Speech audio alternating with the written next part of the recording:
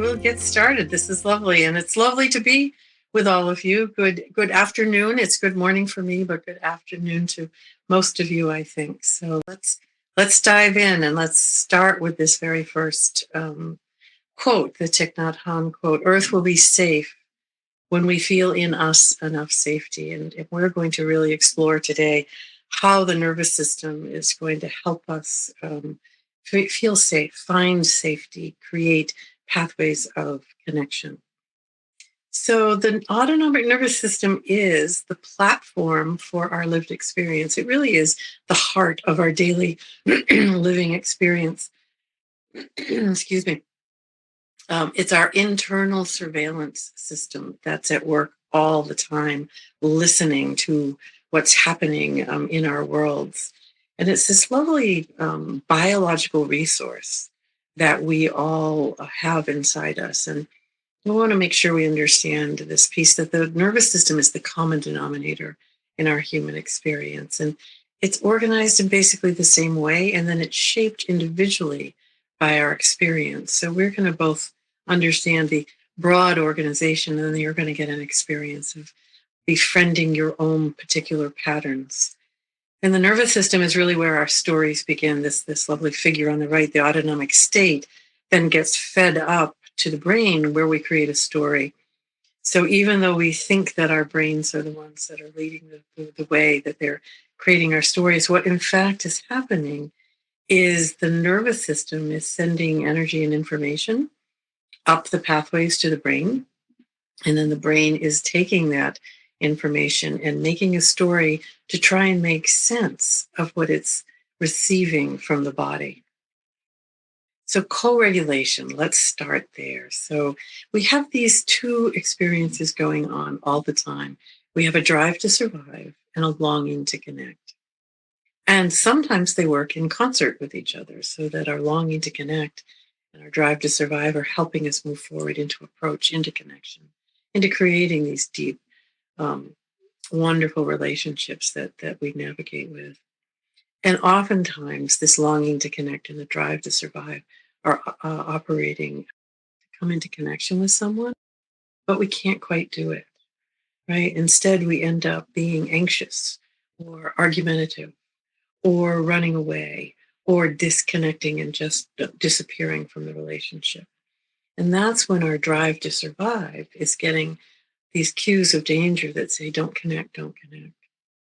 Those are built in to our nervous systems through our past experiences. And then we travel these familiar pathways. So you might begin to think, am I in a moment where my longing to connect and my drive to survive are coming in the same direction? Or is this experience of my so wanting to reach out to this person and come into connection, and yet something stops me? And that's your drive to survive. So here is a quote. Stephen Porges is the developer of Polyvagal Theory and a dear friend and colleague. This is his quote: "Trauma is a chronic disruption of connectedness." I think that's a really lovely way to think about trauma. It's very simple. It's very clear. And if we're looking at trauma through the lens of the autonomic nervous system, this is the experience in a nutshell: chronic disruption of connectedness. And our trauma stories are carried in these states of dysregulation, our nervous system dysregulation. So we're going to play around with how do we stay in connection, and how do we begin to create pathways of protection where we have pathways or how do we create pathways of connection, where we now have pathways of protection. We are in an ongoing autonomic conversation. Right? This conversation is happening every micro moment we are alive. And it's happening between us and ourselves, between us and others, between us and the world around us, and between us and spirit. So in this moment, your nervous system is in those four streams of conversation.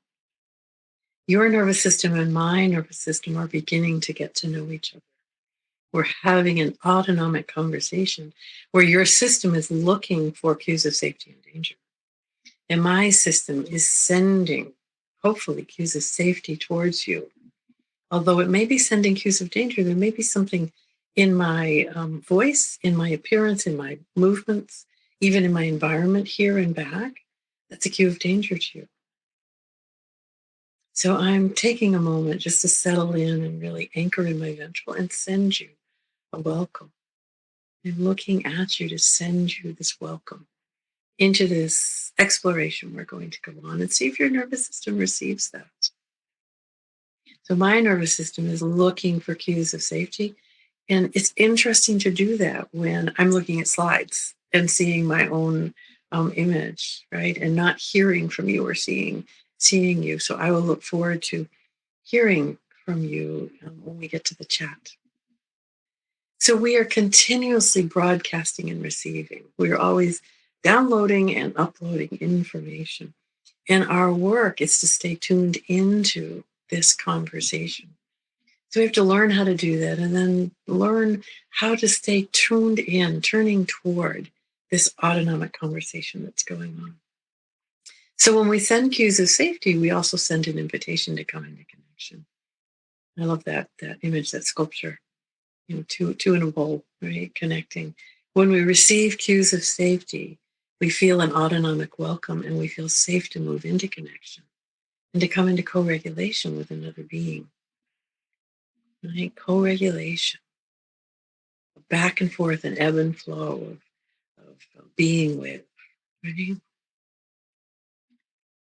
When we send cues of danger, or when we receive an autonomic warning from another nervous system, when our nervous system takes in that, oh, there's a warning being sent to me, our reactivity increases and our adaptive survival responses are reinforced.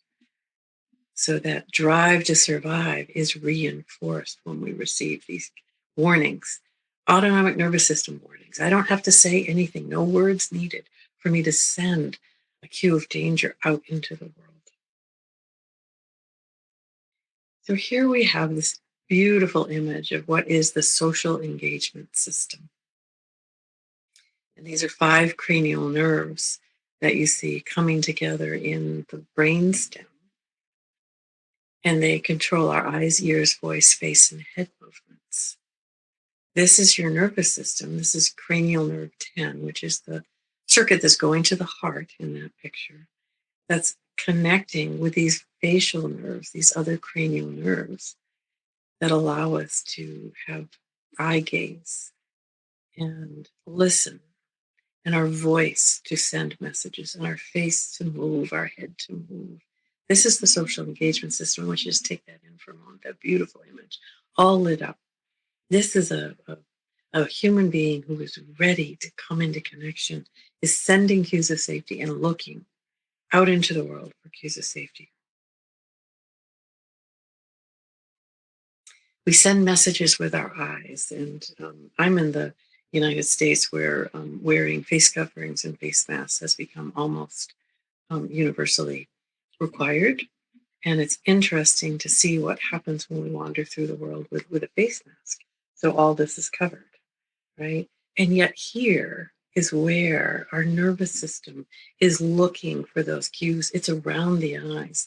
So yes, the mouth is important to have. It gives other signs. But if you look at someone behind a mask, you can see the smile behind the mask, or you can see the warning behind the mask, because it's coming from the eyes. So I want you just to look for a moment, just take in the eyes and just notice where your nervous system takes you. Does it feel invited to connect or a warning of danger?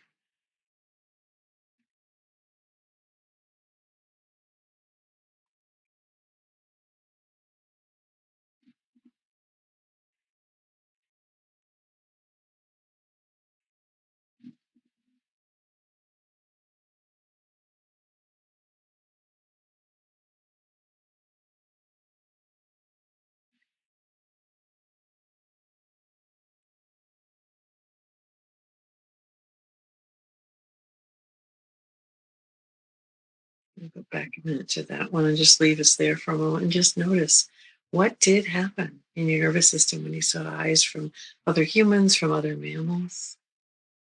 Just notice that, and your brain likely tried to make up a story pretty quickly, but your nervous system was really sending the information to your brain. So then we have our ears, this other part of our social engagement system. I love this quote: the ear collects the spiraling energy from the cosmos. I love that spiral with all those frequencies that make it up. This is what our ears are doing all the time. They're listening for sounds of welcome or cues of danger, right? I'm going to talk just for a moment about SSP, which is Steve Porges's musical auditory intervention. It's 5 hours of music that has been specifically remastered to calm your nervous system and enhance this beautiful social engagement system that we just saw in action.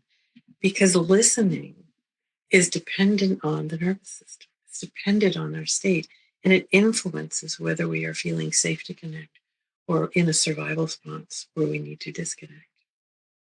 And listening provides opportunities to exercise these neural circuits, the neural circuits that support both our physical and our mental health. Because our nervous system is the foundation of both of those. Both our physical and our emotional well-being is based in our nervous system's ability to be flexible. So the music in this SSP efficiently conveys cues of safety. So if you're interested in learning more, you can go to their website. And if you decide you want to take the training, there's a code for you. But let's move on to prosody, which is the music of the voice, right? The music of the voice, the patterns of rhythm and sound, frequency, duration, intensity is what your nervous system is listening to. And it's going to listen to my tone of voice, the intonation of my voice, before it takes in any information that I might be sharing. Because what my prosody is doing is my prosody is sending a message about what is underneath the words. So it reveals the underlying intent of my words. So again, I'm just going to see, is my voice welcoming you into connection? So what we know about voice is that a monotone voice is an automatic, autonomic cue of danger. So I'm going to talk in a monotone voice just for a moment and let you see where your nervous system goes. And just notice what happened. Was there a disconnect? Was there a confusion in the nervous system? What happened inside your system? I know what happens inside mine when I speak in a monotone voice, and it feels very restrictive, very confining, and I begin to disconnect from what I'm doing. So interesting for you to notice what happens, right? And then there's also there are tones of voice that can just feel dysregulating to our nervous system. It can have a familiar frequency to something in our past, and we can not understand quite why we are disconnecting, but it can be because of that familiarity of the nervous system from something in the past. So that's prosody. And I love the research around what we call vocal bursts. These are the non-language sounds that we use to communicate. Ah, oh, huh. Right? You get and you know what I'm trying to say by a vocal burst, right? And the research tells us that these non-language ways of connecting are understood across cultures and across species, right? We talk to our cats, dogs, horses, cows in this way, right? And that they're understood with a high degree of accuracy. So when we don't know what to say, we can use a vocal burst because sometimes words are difficult to find. The right word is difficult to find. I know as a clinician, I sometimes struggle to find, I wonder what the right word to say. I know what I want to say. I need to find the right word to communicate that to my client. And I found a vocal burst does that beautifully. The same is true with my friends, the people I live with and love. Sometimes a vocal burst is just the right thing. And you will notice now that you know what vocal bursts are, that as you go through the world, we use them all the time. So begin to tune into those vocal bursts. And finally, we get to head movement. Right? And just, notice these interesting creatures who are nodding, turning their heads, tilting their heads. So a straight, unmoving head is an autonomic cue of danger. So if I taught the entire webinar today this way without ever moving my head, I'm going to do that for a moment and just notice what happens. Where is your nervous system taking you as I speak to you, still with prosody, but I'm not moving my head? And then I'm going to invite you for a minute to try that on for size. So try speaking to me, even though I can't hear you. Talk to me for a moment without moving your head and just notice what happens inside. And while you're playing with an unmoving head, now speak to me also in a monotone voice. So monotone voice and unmoving head. And notice what happens.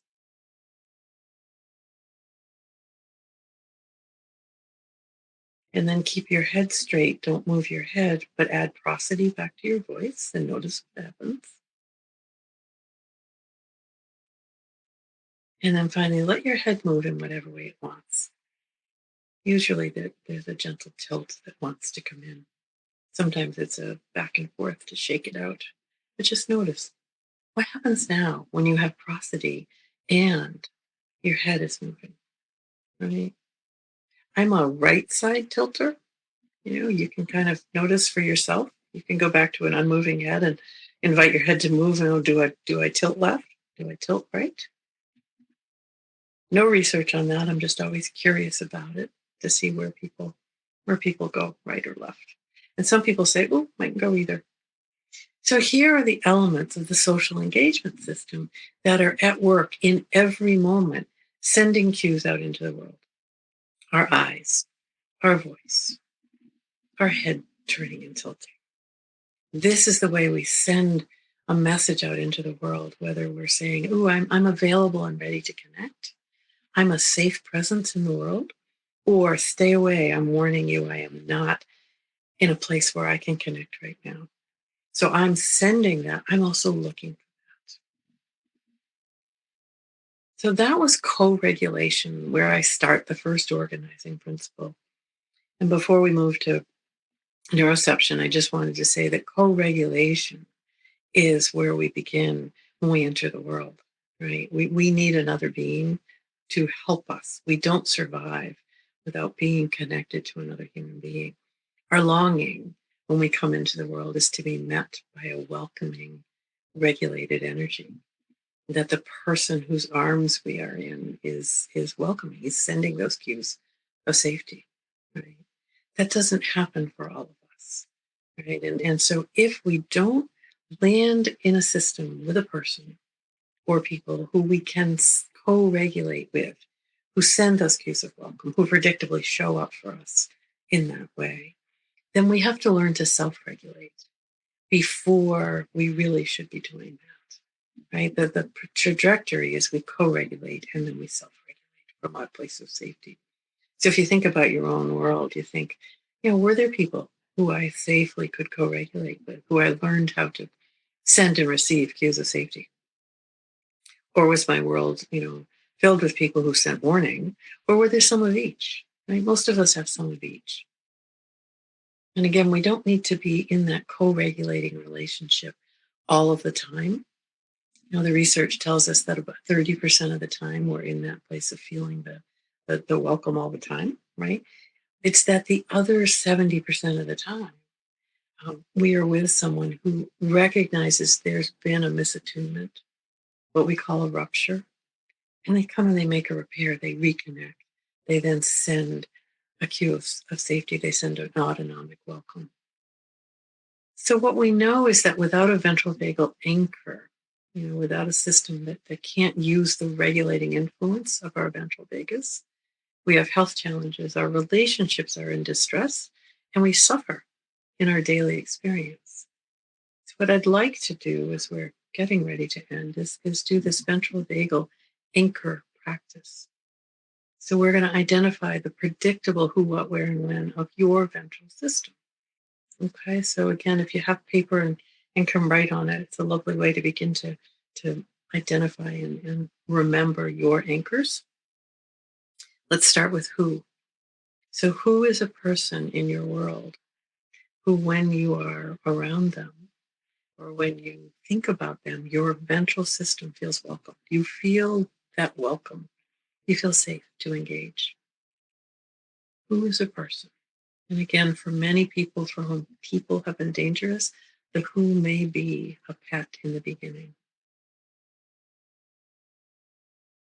As a clinician, I take the responsibility to show up as a who for my client. And I'm very willing to be their who as we're creating more regulation. So find a who for your system. And after we get good at a who, the who can be a spiritual being. The who can be someone who was alive, is no longer alive, but still brings you that sense of welcome. Can be someone who you don't know, but also brings you that welcome. But as a first starting place, I'd like you to find a who that is a living, breathing nervous system that you can connect with.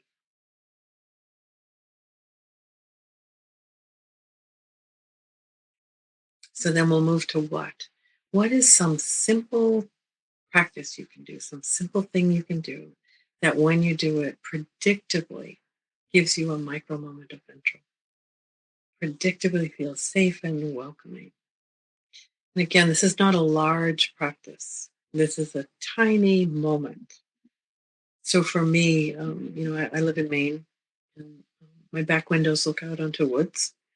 And so a what for me is to simply look out the back window. And as I do it right now, we have a beautiful, it's morning, beautiful blue sky. I'm seeing the tops of trees and the trees are blowing because it's windy out. So that's a what for me, a ventral vagal anchor what for me. So what is something you do? Short little something you can predictably do.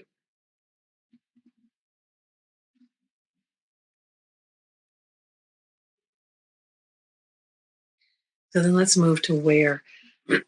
Where is a place in your world where when you are there, or remember being there if you can no longer go there at the moment, brings you that ventral vagal sense of, oh, yes, safe, welcomed. Where is a place? Again, I live near the ocean, and so my where is by the ocean. And up until recently, I've been unable to go to my where because my ocean, my particular stretch of ocean, has been closed to people. So, but now I can go back to my where. My nervous system is very happy about that. So, where is a where for you? And then finally, a when. When is a time of day of the week, time of year, time when something happens, when you feel that predictable anchoring and control. I tell people I'm a morning person, an early morning person. So that is a when for me. That getting up first thing before the world wakes up and I'm by myself in this moment. It's a ventral when, an anchoring when for me.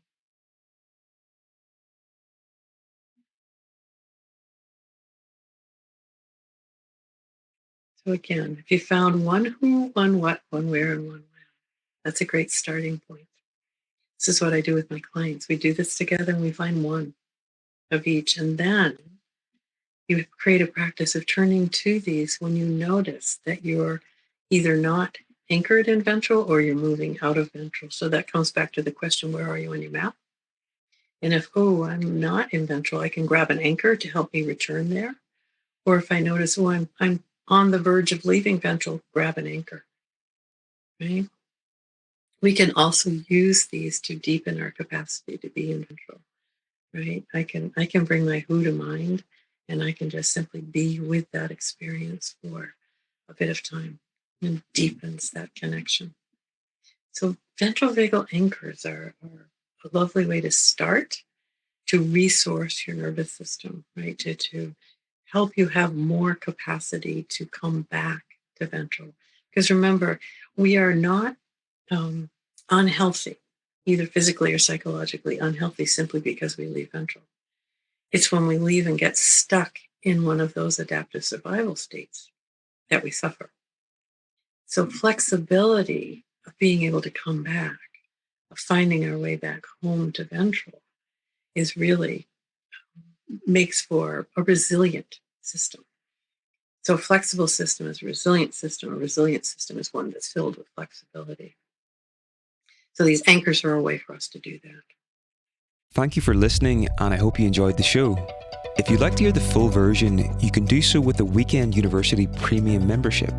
This gets you access to our master library of over 230 talks and interviews with the world's leading psychologists, professors, and authors, as well as transcripts, CPD certification, quizzes, and unlimited access to the recordings from our annual conferences. For more information, please go to theweekenduniversity.com/membership.